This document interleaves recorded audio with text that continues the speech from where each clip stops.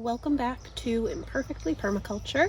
I'm Destiny, coming to you today from USDA Zone 4B in Western Maine at my permaculture, homestead, gardens and food forest. There's a lot of videos out there about what is permaculture, and I'm going to leave that topic to people who know a little bit better than I do. I'm still learning. However, I wanted to talk briefly about why permaculture. And for me, it comes down to the idea of looking for regenerative systems, sustainable systems, and taking an approach to life that supports the health of not just me, but my community and the larger ecosystem.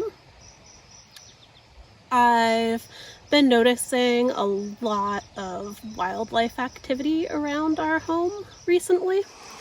We have a resident woodchuck, which many people consider nuisance animals, but so far she or he has been pretty well behaved.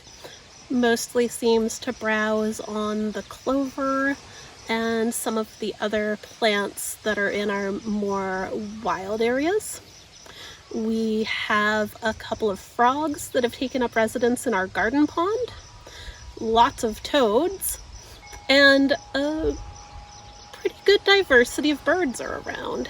So I find myself sometimes, even when I'm inside, sitting at the window staring out just to watch the animals. And I think it's a sign that what I'm doing is good and is right. It's supporting a diversity of life. So I will take you around to show you today progress on some of our plantings so you can see what's happening in the gardens and food forest.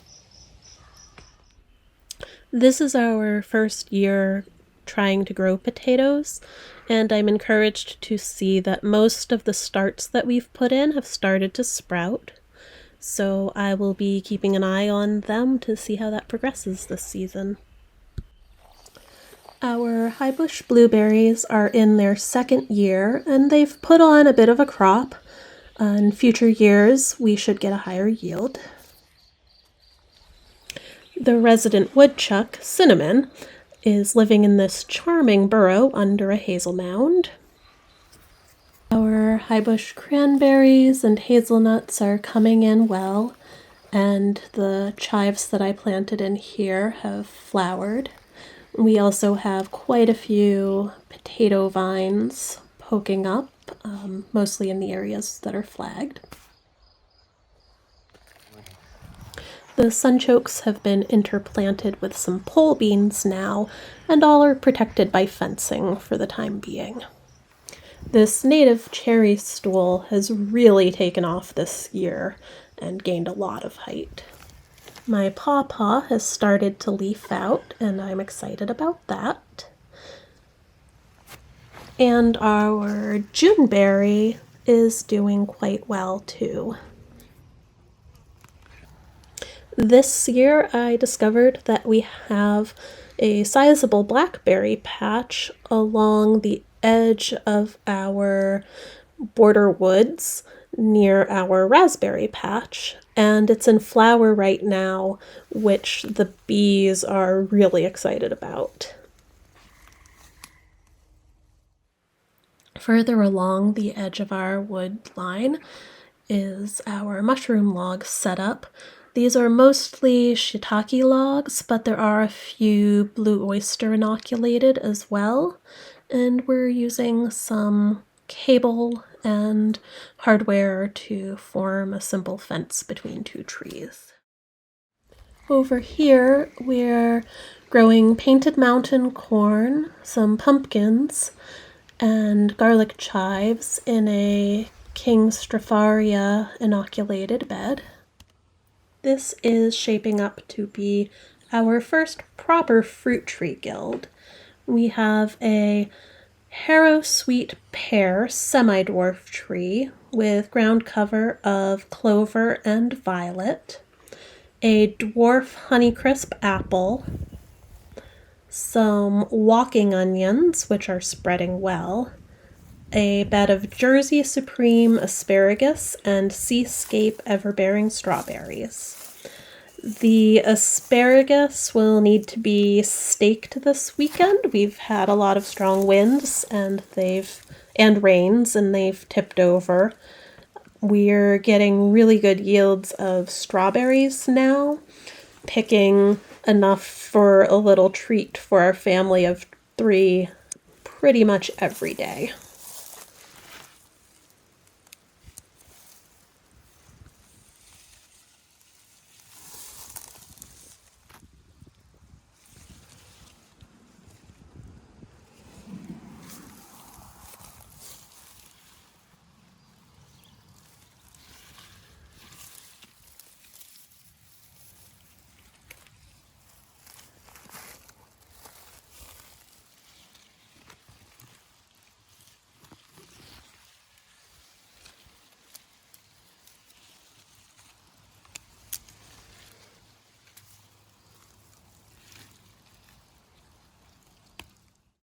The honeyberries have put on a pretty impressive amount of growth in the short time we've had them.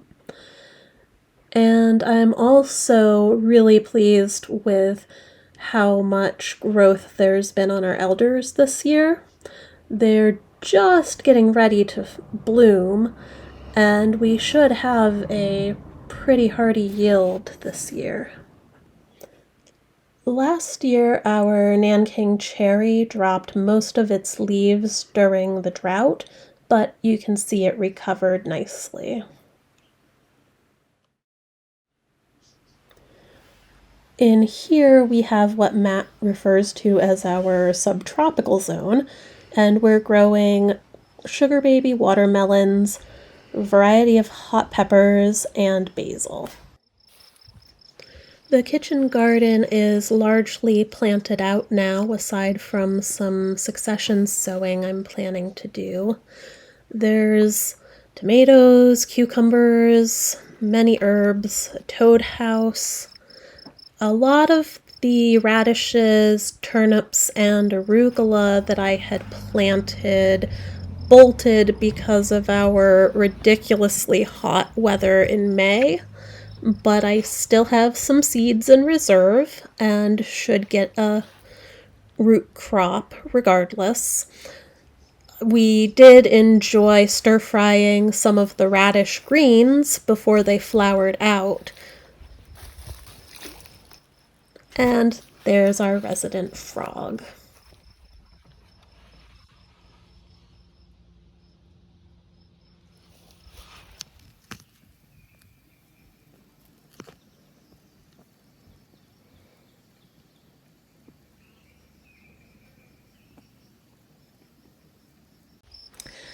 This time of year, I'm excited to go out to the garden every day just to see what new growth there is.